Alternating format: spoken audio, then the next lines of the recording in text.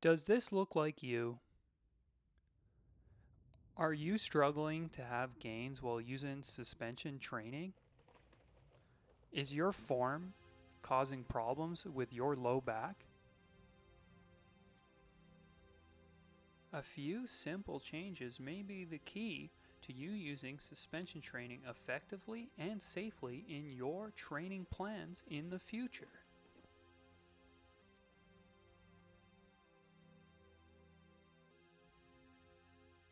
By using suspension training bands during a push-up motion, we can vary the load by changing how much we are leaning.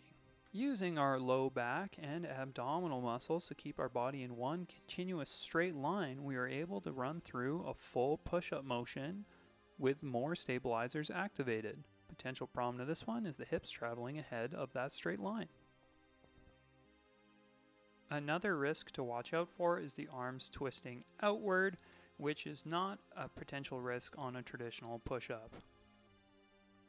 Using suspension training bands to do a chest press looks fairly similar to the push-up, but the widening of the hands activates the chest a bit more than the push-up.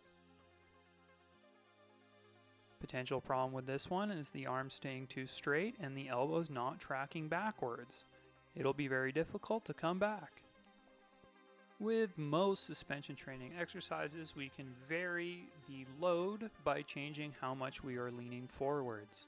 The angle of your body's lean will increase the weight. Potential problem with the chest press exercise is the hips traveling forwards and or the arms traveling too far up or down.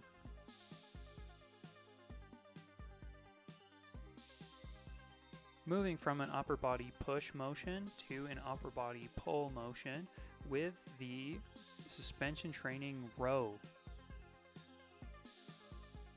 Another exercise where we can vary the load by changing how much we are leaning.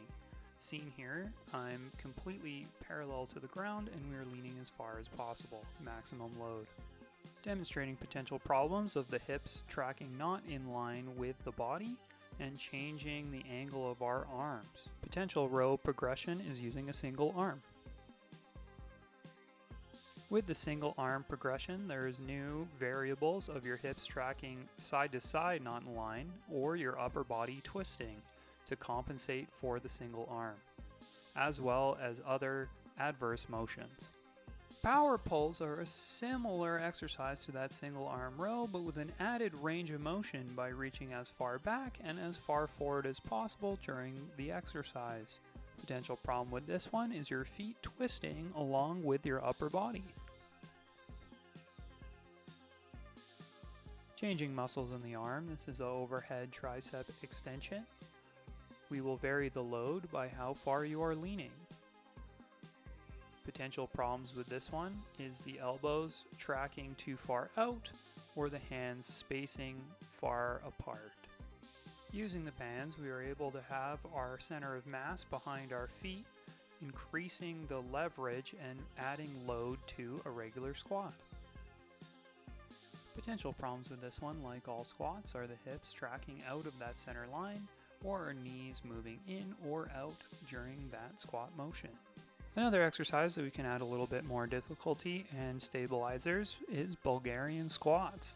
Having your back foot in the suspension training band will make you use more stabilizers throughout the motion, as well as a little more range of motion. Bulgarian squats as well, the potential problem is hips twisting, upper body twisting to compensate for that single leg, or knees tracking in or out throughout the motion.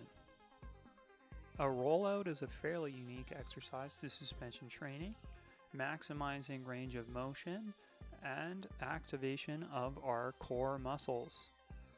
Shoulders going to full extension and using our triceps and core to bring it back.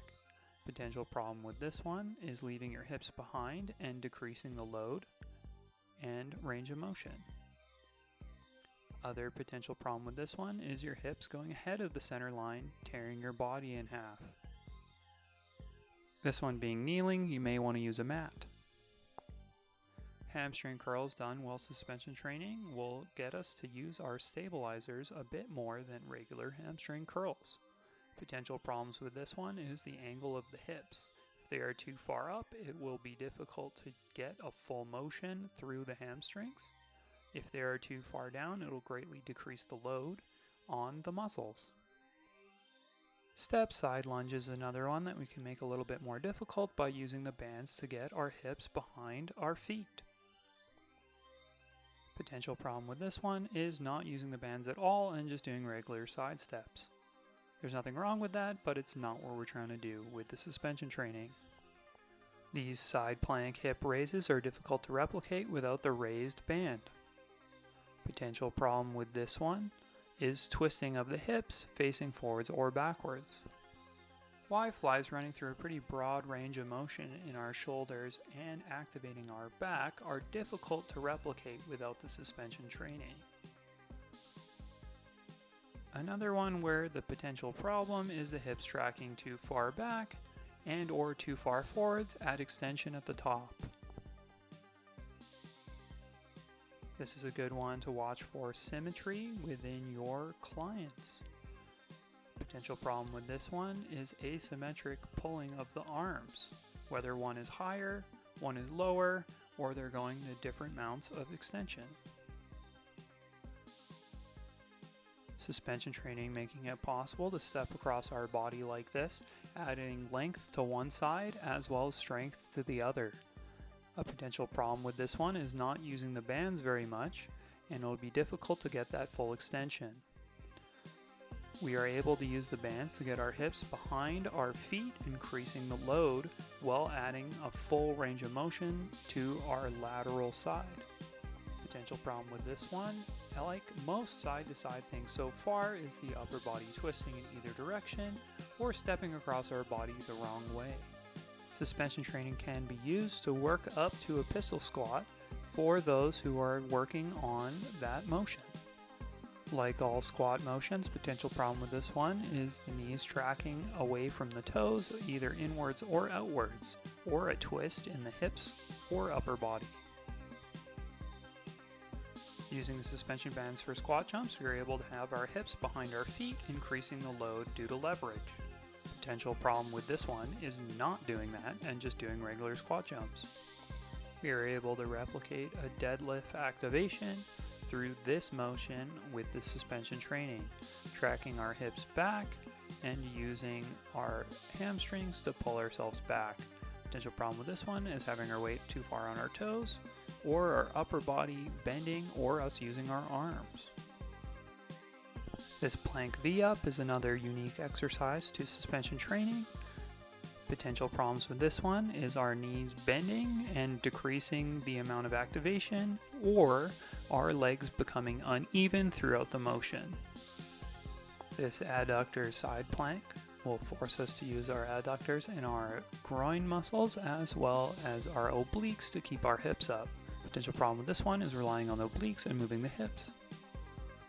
Many neuromotor training activities are possible with suspension training, like this single leg running motion. Potential problems with this one is that free leg tracking out of a straight line, or our balanced leg shifting inwards or outwards during the motion. Suspension training also offers a variety of lengthening exercises like this Titanic one. Nice. Now can you mess it up?